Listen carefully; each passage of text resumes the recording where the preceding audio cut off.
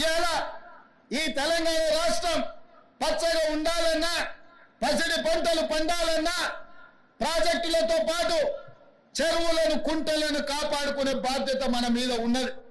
నిన్న మన మీరందరూ చదివి ఉండొచ్చు, చూసి ఉండొచ్చు. రేవంత్ రెడ్డి గారికి ఏమొచ్చిందయ్యా, హైడ్రా పేరు మీద మీ చెరువుల్లో విలాసవంతమైన విల్లాలు కట్టుకుంటే ఆయన నేల గూలుస్తున్నాడు అని. నేను ఒక్క మాట అడగదలుచుకునే వేదిక మీద నుంచి తెలంగాణ ప్రజల్ని, ముఖ్యంగా హైదరాబాద్ నగర వాసులని, 1908లో ఈ మహానగరం మీద వరదలు ఉప్పెనై కమ్మేస్తే వేలాది మంది ప్రాణాలు కోల్పోతే ఆనాటి నిజాం సర్కార్ మోక్షగుండం విశ్వేశ్వరయ్యను ఆర్కిటెక్ట్ గా నియమించి 100 కోట్ల రూపాయల నాడు ఖర్చు పెట్టి ఉస్మాన్ సాగర్, హిమాయత్ సాగర్ ను నిర్మించింది. అనంతగిరి కొండల నుంచి వచ్చే వరదల్ని నిలువరించిన నీళ్లను ఈ మహానగరానికి తాగునీటి వసతులుగా ఏర్పాటు చేసింది. ఒకనాడు ఎక్కడి నుంచి హైదరాబాద్ నగరానికి తాగునీళ్లు వచ్చేది కాదు.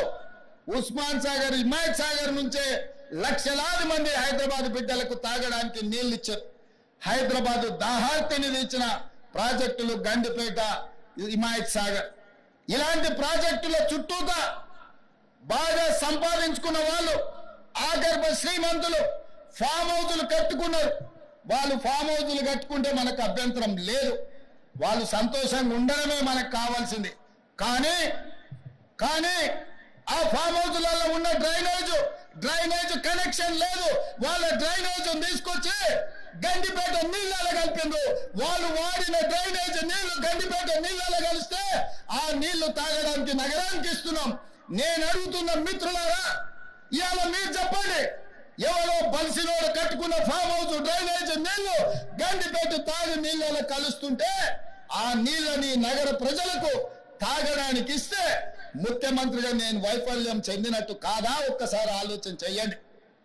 భవిష్యత్ తరాలకు అందించాల్సిన బాధ్యత చెరువులు, కుంటలు, నాలాలను ఎవరెవరో ఆక్రమించుకుంటే వాళ్ళ ఆక్రమణలో చెరబడితే ఇవాళ నగరం మీద ఉప్పెనై వరదలు వస్తున్నాయి. ఆ వరదలు ఎక్కడికి వెళ్తున్నాయి? బస్తీలో ఉన్న పేదోళ్ళ ఇళ్లకు పోతున్నాయి. పేదోళ్ళు జీవితకాలం కష్టపడి సంపాదించుకున్న ఫ్రిడ్జ్, టీవీ, మంచము, బట్టలు, కట్టుకున్న బట్టలతో సహా అర్ధరాత్రి పూట వాళ్ళ ఇళ్లకు నీళ్లు వస్తే తడిసి ముద్దయి అనాథలాక రోడ్డు మీద నిలబడాల్సిన పరిస్థితులు వచ్చినాయి. మున్నేరు వాగు పక్కన ఖమ్మంలో అయినా, వరంగల్ జిల్లాలో అయినా, హైదరాబాద్ నగరంలో అయినా, కృష్ణానది ఒడ్డున మునిగే ప్రాంతాలైనా దుర్మార్గులు ఆక్రమించుకున్న చెరువుల వల్లనే ఇవాళ వరదలు వస్తున్నాయి. అందుకే హైడ్రాను ప్రారంభించినాం. హైడ్రా స్పెషల్ టాస్కే ఈ చెరువులను ఆక్రమించిన వాళ్ళను చెరబట్టాలని, చెరబట్టిన వాళ్ళ నుంచి విడిపించాలని, అలాంటి వాళ్ళను అవసరమైతే చెరసాలకు తోలాలనేది నా ప్రభుత్వ విధానం. అందులో ఎంత గొప్ప వ్యక్తులున్నా, ఎంత మహామహులున్నా వాళ్ళు చెరువులను వదలక తప్పదు. అందుకే ఈ వేదిక మీద నుంచి గొప్ప వ్యక్తులకు నేను విజ్ఞప్తి చేస్తున్నా, అయ్యా, ఆక్రమించుకున్న చెరువులను మీరే వదలండి, గౌరవంగా పక్కకు తప్పుకోండి, నీటిపారుదల శాఖకు అప్పగించండి, మీకేం కావాలనో పోయి దూరంగా కట్టుకోండి. లేకపోతే ఉన్న పలంగా నేల మట్టం కూలగొట్టే బాధ్యత నేను తీసుకుంటా.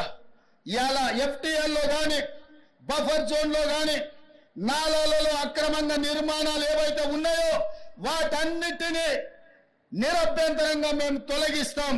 మీరు ఎక్కడికి వెళ్ళినా, మీరు తాత్కాలికంగా కోర్టుల నుంచి ఏమన్నా తెచ్చుకున్నా న్యాయస్థానాలలో కూడా కొట్లాడి ఆ స్కేలను వెకేట్ చేయించి మీరు ఆక్రమణలు తొలగిస్తాం.